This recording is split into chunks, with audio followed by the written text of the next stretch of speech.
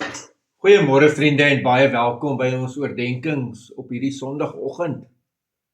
Ja, dit lyk of dit 'n mooi dag gaan wees, bietjie koud.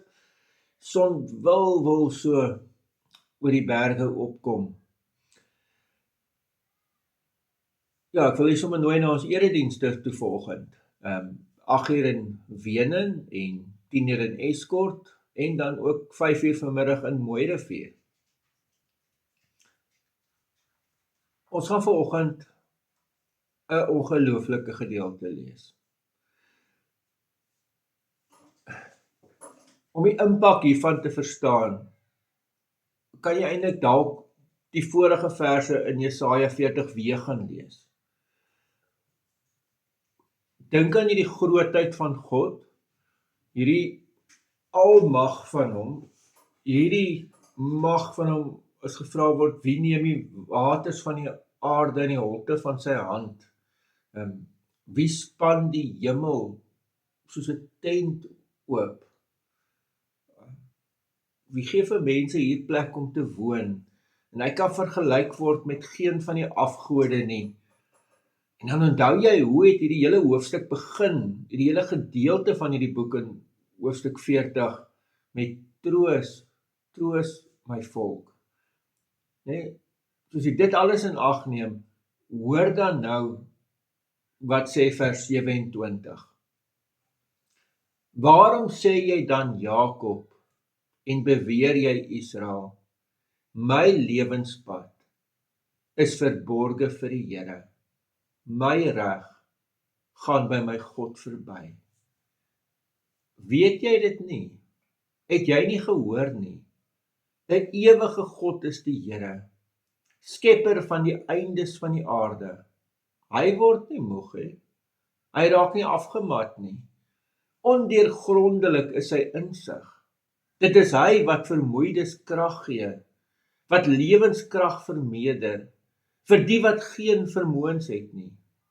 Jong seuns word afgemat, word moeg en raak afgemat. Jong manne struikel en val.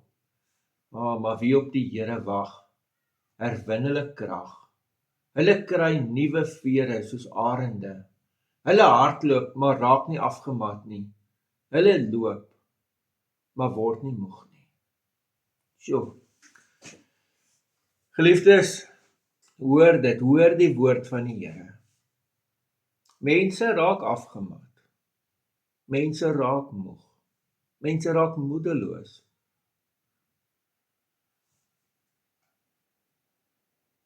Mense kom op 'n plek waar daar staan, die wat geen vermoëns het nie. Hierso beteken dit, mense wat nie meer kan nie, wat fisies net nie meer kan nie. Wat sê hierdie teks? Dat God hulle krag gee. Dat God hulle raak sien. Sien, dit is wat die volk gedink het, maar die Here sien nie, die Here weet nie wat hier aangaan nie. Hierdie teks sê, nee, maar God weet.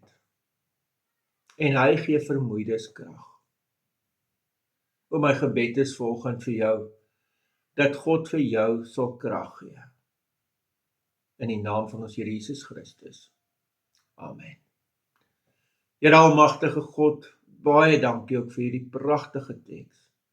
En Here, ek wil kom bid, dat elke mens wat vanoggend hierna luister, en moedeloos of moeg is, en nie meer weet watter kant toe nie, dat U vir hulle sal krag gee. Dat U hulle sal aanraak. In die naam van ons Here Jesus Christus. Amen. Vriende, mag jy 'n baie mooi en 'n baie geseënde dag hê. Totsiens.